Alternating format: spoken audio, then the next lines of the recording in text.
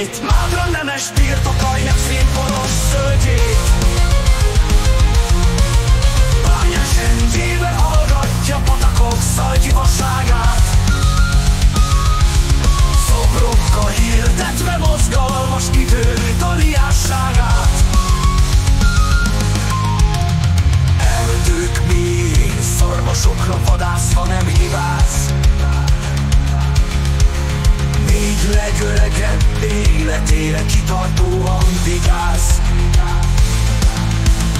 Földben nem hallatszik már a kancsok hangja, régi szomszédokként a család lett új rangja.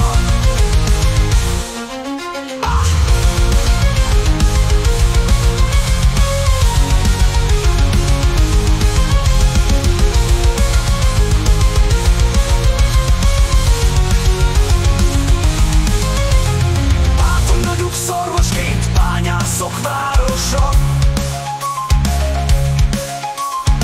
Ófalusi templomába középkori időzár.